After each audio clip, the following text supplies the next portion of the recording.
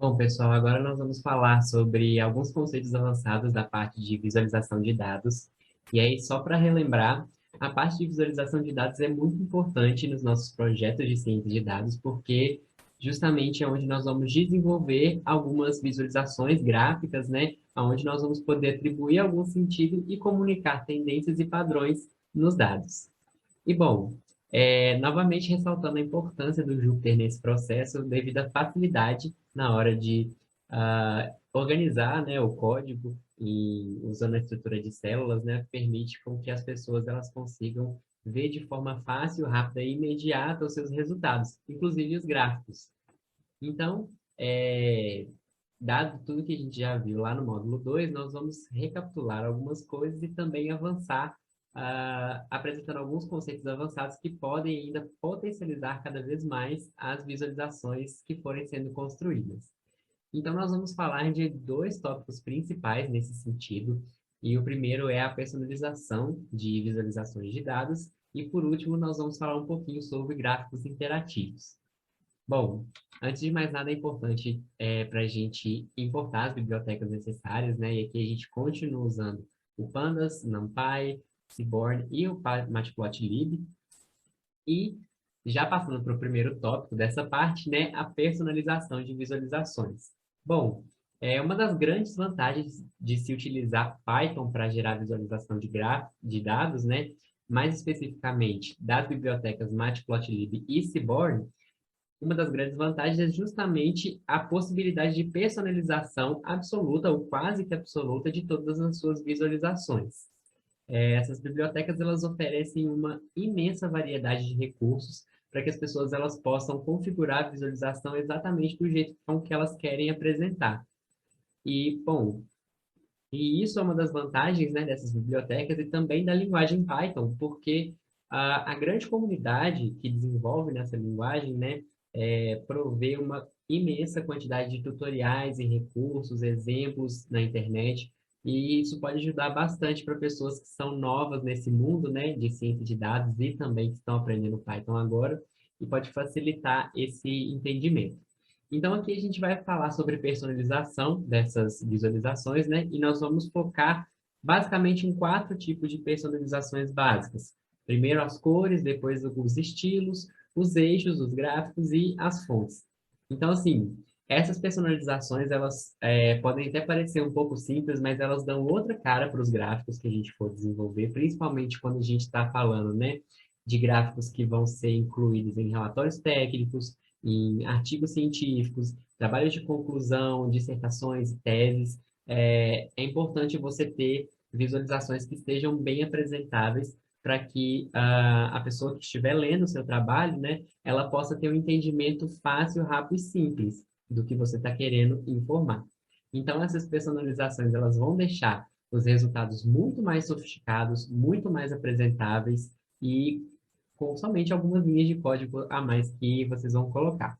Então, em todo esse notebook, a gente vai continuar trabalhando com o nosso conjunto de dados das músicas, né? A gente vai retomar um exemplo lá do módulo 2 de visualização de dados, em onde a gente estava desenvolvendo um gráfico de linhas, né, de evolução temporal, para acompanhar a evolução da média de streams das músicas solo e das colaborações em 2020. Então, a gente, só para relembrar, a gente relê de novo esses dados, né? Importa eles dos arquivos. Tem a parte de integração de dados, onde a gente vai justamente juntar as informações dos data frames de hits e do data frame de charts.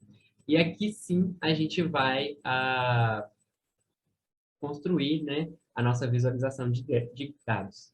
Bom, só para relembrar, o nosso resultado que a gente tinha até então era essa visualização, onde a gente vinha duas linhas mostrando a evolução temporal da média de streams das músicas solo e colaboração, né? Aqui a gente tem solo em azul e colaboração em laranja. Basicamente, o que a gente fazia aqui era configurar o tamanho da imagem, plotar as duas linhas, né, de evolução, mostrar a legenda e alterar o nome dos eixos. Essa era a personalização básica que a gente fazia até então. Bom, eu queria falar então do primeiro tipo de personalização, que são justamente as cores, porque o que que acontece? Quando a gente plota gráficos no Matplotlib, no Seaborn também, esses pacotes, eles geralmente vão utilizar as cores padrão, que vêm configuradas no pacote, que nem sempre vão ser as melhores ou as mais apresentáveis na geração das nossas visualizações, né? Felizmente, então, a gente consegue facilmente alterar essas cores do que a gente plota, né? Basicamente através de um único parâmetro, que é esse parâmetro color da função plot. Então, a gente tem uma lista de cores que o Matplotlib aceita, que são cores nomeadas, que a gente fala, né? E a gente não precisa de ficar decorando códigos. Então, a gente tem uma lista bem extensa. E aqui no notebook, eu deixei o link para vocês poderem consultar depois. Mas também o Matplotlib aceita códigos hexadecimal, RGB, ou então esse CMYK. Então, a gente consegue escolher exatamente a cor de cada linha que a gente quer plotar. E aqui a gente escolheu definir essa cor com o código hexadecimal. Então, a gente vai configurar, então, adicionando esse parâmetro color na função que vai plotar justamente cada uma das linhas. Então, a gente adiciona uma cor específica para as músicas solo e a outra cor específica para a linha de músicas de colaboração. E aqui a gente já vê uma outra cara, né? A gente tem agora as músicas solo em verde e as músicas que são colaboração em laranja. Uma das principais mudanças, né, nesse sentido, é que essas cores que foram escolhidas agora, elas são próprias também para serem tanto impressas em papel preto e branco, é possível diferenciar as tonalidades, se esse for o caso. Então, a gente consegue ter essas cores mais adequadas, né, e inclusivas para todas as pessoas conseguirem enxergar a diferença das duas curvas. Então, passando para o próximo tipo de personalização, que são os estilos, né, o estilo das linhas é um outro ponto que a gente tem que se preocupar. Porque o que acontece? Nem sempre a gente vai conseguir definir cores que vão ser distinguíveis em escala de cinza, por exemplo. Então, um outro recurso que a gente pode utilizar para fazer essa personalização é mudar o estilo da linha. Então, eu posso deixar uma linha contínua, eu posso colocar uma outra linha pontilhada, outra tracejada, para que seja mais fácil a diferenciação dessas duas evoluções, né, que eu estou analisando. Então, é muito fácil fazer isso no Matplotlib também. Existe esse parâmetro lineStyle que a gente consegue utilizar ele na função plot. E o Matplotlib também já tem pré-configurado vários estilos. E eu também deixei o link aqui para consultar depois. Mas basicamente o que nós vamos fazer é deixar a linha das músicas solo contínua e a linha das músicas de colaboração com traços e pontos, para poder ficar fácil de distinguir. Então, aqui a gente utiliza esse parâmetro lineStyle, definimos, então, qual é o tipo de personalização que a gente vai querer, e aí, quando a gente executa, aqui está. Então, a linha solo continua contínua e a linha das músicas de colaboração tem um estilo diferente, o que ajuda a diferenciar. Então, seguindo a próxima personalização, né, a gente vai falar um pouquinho dos eixos dos gráficos, porque eles são muito importantes também para nós, porque lá a gente vai conseguir ver informações sobre a escala dos valores, valores de referência e até mesmo o nome das variáveis categóricas que a gente está utilizando. Então, aqui, eu queria mostrar para vocês dois pontos principais em relação a esta figura aqui anterior, né? Então, primeiro a gente vai tirar as bordas do gráfico para poder deixar ele mais bonito, mais apresentável, e também colocar grids internos, ou seja, colocar uma grade aqui para que a gente consiga fazer uma visualização mais fácil dos pontos no gráfico. E aí, assim, eu consigo identificar de forma mais rápida, né, aonde nos eixos algum ponto nessas linhas aqui está se relacionando. Então, antes de mais nada, eu queria importar esse date formatter aqui do Matplotlib para a gente poder deixar a visualização da data um pouco mais amigável. E aí, o que a gente vai fazer é o seguinte. Isso aqui tudo é o que a gente já estava usando no plot anterior. E a primeira mudança, então, vai ser a formatação do texto dos eixos. Então, o que eu faço aqui? Eu configuro o eixo X, coloco esse formatador de datas, né? E eu quero que as minhas datas elas apareçam nesse formato aqui. O formato da data significa que o %B minúsculo é a abreviação do mês, né? E o porcento Y maiúsculo é o ano com 4 dígitos. Além disso, aqui eu estou removendo as bordas, né? E os ticks, que são esses traçozinhos aqui dos eixos X e Y. Então, aqui eu faço isso com as 4 bordas do gráfico e elimino aqui os ticks. E aqui, por último, eu adiciono o grid interno, com esses dois comandos aqui. Então, eu adiciono um grid no eixo X e um outro grid no eixo Y. Note que eu consigo configurar, por exemplo, cores diferentes para cada um dos grids, se eu quero dar mais ênfase ou para o eixo X ou para o eixo Y, e também consigo configurar aqui o line style, né? O estilo de linha que eu quero que apareça nesse grid. Nesse caso aqui, eu vou deixar sempre contínuo. Então, executando aqui, olha só como que eu tenho a nova visualização. Aqui eu já tenho a data aparecendo num formato diferente, que tem a sigla do mês, né, a abreviação do mês, usando letras, né, o alfabeto. Então aqui tem janeiro, março, maio, julho, setembro, novembro e janeiro. Fica mais fácil, mais legível para as pessoas conseguirem ler, né? Eu não tenho mais as bordas laterais da minha figura e eu tenho esse grid interno aqui que eu consigo facilmente ligar qualquer ponto aqui, mais ou menos aqui na escala do eixo X e do eixo Y também. E aí você nota que essa nova configuração da visualização já deixa ela muito mais sofisticada, muito mais interessante para eu colocar num artigo científico, num relatório técnico, ou mesmo para apresentar em alguma aula ou apresentação que eu estiver fazendo.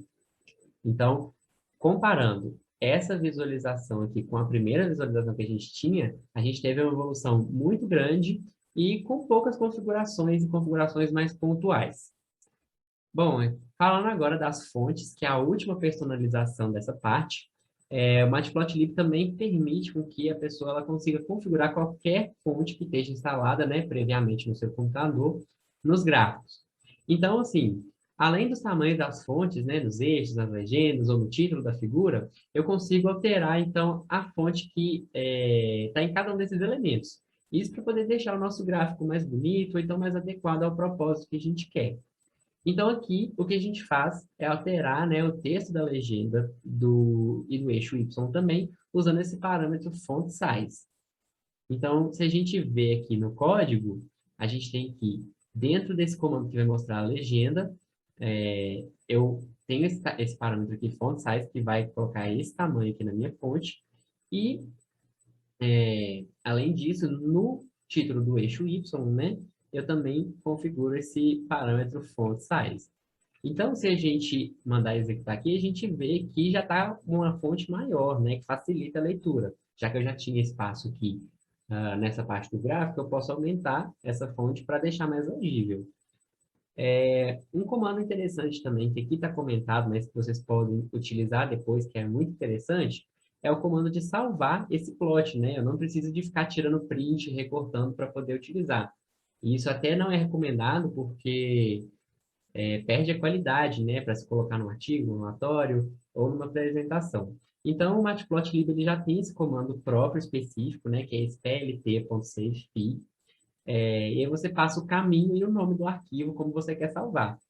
E aí ele permite você salvar em vários formatos, como, por exemplo, o JPG, o PNG, ou mesmo em PDF, né, para poder ter uma qualidade maior para ser inserido a depender do objetivo, né, de quem estiver configurando. Então, é um comando importante e interessante também para ser utilizado. E aí vocês notam, né, a diferença desse gráfico aqui para o primeiro gráfico que a gente tinha é uma diferença, assim, bastante grande.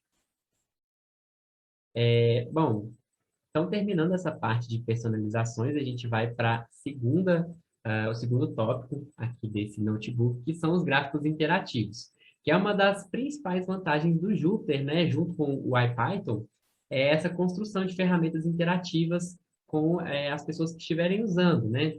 Isso é um conceito mais avançado, né, como a gente tem visto, mas é interessante nessa parte de visualização, porque o Python estático, né, via código e linha de comando, não permitia a construção de ferramentas interativas ou tão interativas quanto a gente consegue aqui no Jupyter. Então, a gente vai utilizar, para fazer essas visualizações interativas, duas bibliotecas, que são o Plotly e o Cufflinks, né? Aqui tem um comando para você conseguir instalar, se você ainda não tiver instalado elas, no seu ambiente Jupyter, né? E aí, basicamente, o que a gente faz aqui, a gente importa as bibliotecas necessárias, configura algumas configurações iniciais, né? E a gente vai manter, né, esse exemplo do gráfico de linhas de evolução só para a gente ver o que a gente consegue fazer de forma simples, de forma interativa.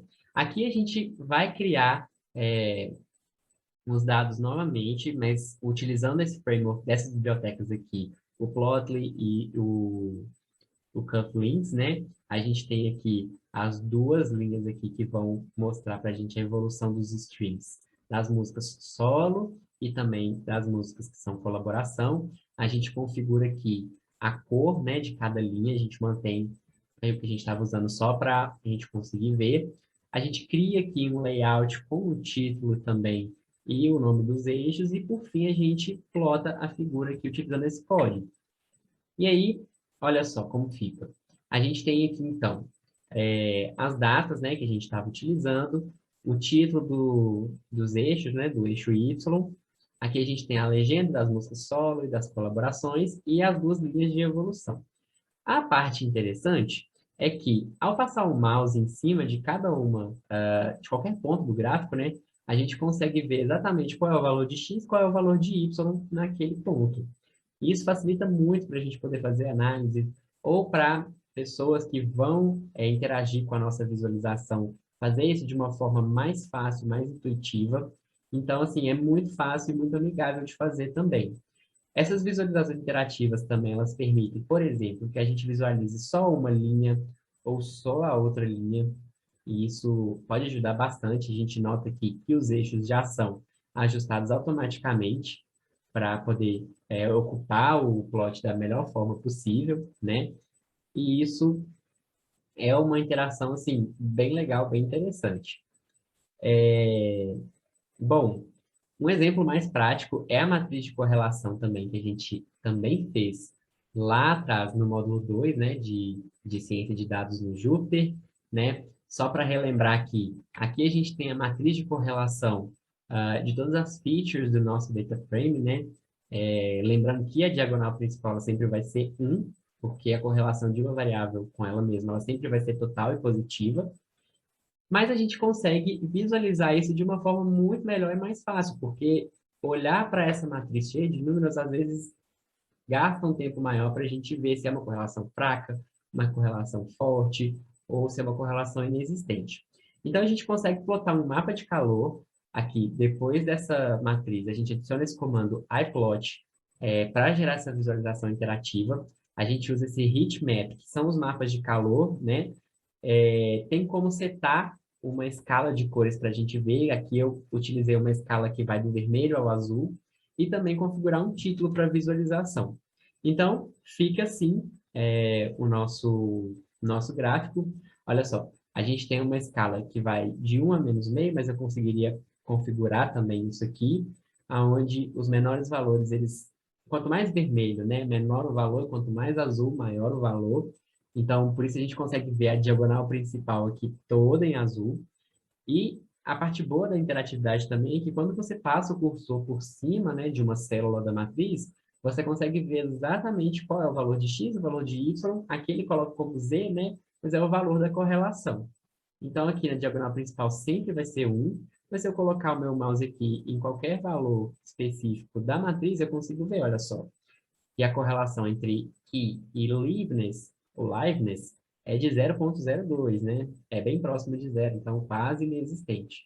Então, assim, visualizações interativas são um algo a mais que o Jupyter pode nos oferecer, né? Para aumentar a interatividade, fazer ficar mais fácil de interpretar os resultados. Então, um outro mundo de possibilidades que a gente tem aqui, que é bastante interessante e ajuda muito no processo de construção de um projeto de ciência de dados. Por fim, eu deixei aqui no final do notebook algumas referências e links externos, né?